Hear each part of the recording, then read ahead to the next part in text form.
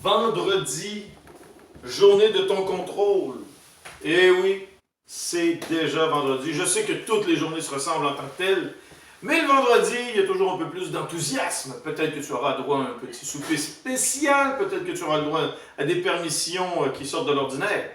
Mais une chose est certaine, aujourd'hui, ta dictée porte sur le gazon. Tout au long de la semaine, tu as étudié tes mots de vocabulaire en relation avec le gazon. Cette fantastique surface verte qui fait, en fait, compte flipper bien des papas. Peut-être des mamans aussi. Et le titre, le gazon. Tu es prêt? Le gazon. Et c'est parti. Le gazon, virgule. Le gazon, virgule. Appelé aussi pelouse, virgule. Le gazon, virgule, appelé aussi pelouse, virgule, est une surface semée densément d'herbes fines. Le gazon, virgule, appelé aussi pelouse, virgule, est une surface semée densément d'herbes fines. Oui, il y a plusieurs herbes sur ton gazon. Donc, herbe, tu dois le mettre au pluriel. Densément d'herbes fines sélectionnées, virgule. D'herbes fines sélectionnées, virgule. Essentiellement des graminées. Essentiellement des graminées, point. Beaucoup d'accords à faire ici. Beaucoup d'accords. Sois prudent. Phrase suivante. Il est généralement entretenu. Il est généralement entretenu et tondu régulièrement. Il est généralement entretenu et tondu régulièrement pour le maintenir. Il est généralement entretenu et tondu régulièrement pour le maintenir à une faible hauteur. Pour le maintenir à une faible hauteur et le rendre plus dense. Point. Rappelle-toi dans tes mots de vocabulaire de cette semaine, il y avait dense. Est-ce que c'est dans le sens de danser, comme quand tu fais des TikTok? Non, c'est l'autre. On parle de densité.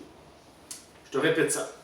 Il est généralement entretenu et tondu régulièrement pour le maintenir à une faible hauteur et le rendre plus dense. Point.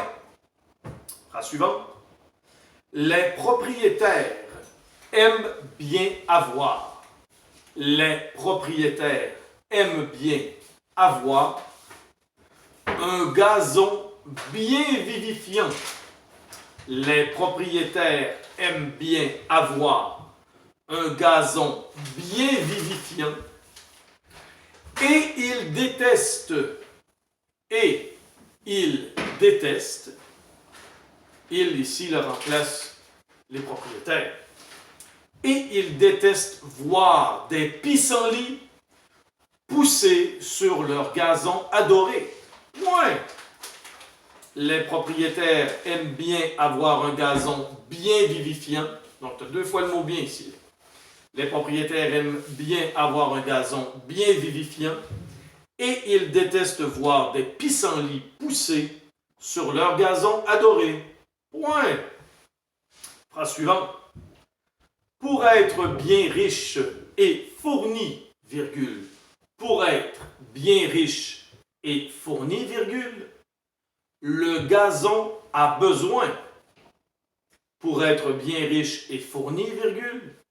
Le gazon a besoin d'une bonne quantité d'eau. Même si on a besoin d'une bonne quantité d'eau, ça reste de l'eau. Exactement, singulier. Pour être bien riche et fourni, virgule, le gazon a besoin d'une bonne quantité d'eau et de soleil. Point. Phrase suivante. Si votre gazon est vert, si votre gazon est vert et luxuriant, virgule, si votre gazon est vert et luxuriant, virgule, il devient votre fierté. Il devient votre fierté et vous préférez que personne ne marche sur lui. Point d'exclamation. Si votre gazon est vert et luxuriant, virgule, il devient votre fierté et vous préférez que personne ne marche sur lui. Point d'exclamation en guise de point final. On y va avec le verbe. Cette semaine, c'était le verbe mesurer. Après ton verbe, tu vas pouvoir faire les fiches de fil d'état et de consolidation 4.8. Le verbe mesurer, comme dans l'expression « il faut que je mesure l'aire de mon rectangle » qui est le thème de notre session de mathématiques. Exactement. 4.8, c'était sur l'aire. Maintenant, mesurer. A. Le verbe mesurer au passé composé, deuxième personne du singulier. Mesurer, passé composé, deuxième personne du singulier. B maintenant. Subjonctif présent, troisième personne du pluriel.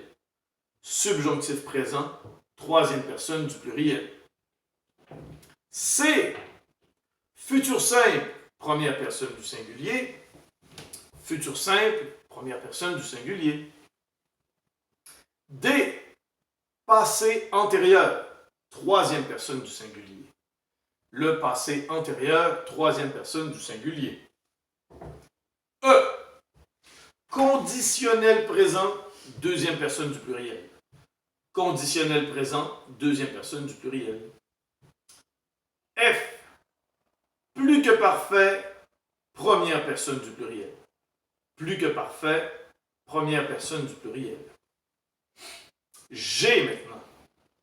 Indicatif présent, deuxième personne du pluriel. Présent indicatif ou indicatif présent, deuxième personne du pluriel. H.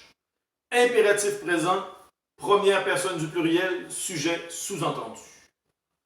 Impératif présent, première personne du pluriel, sujet sous-entendu. I. Imparfait, deuxième personne du singulier. I. Imparfait, deuxième personne du singulier. Et finalement, J. Le futur antérieur à la première personne du pluriel. Futur antérieur, première personne du pluriel. C'est ce qui met un terme à ton contrôle du vendredi le 8 mai. Donc, bravo à tout le monde. Belle participation.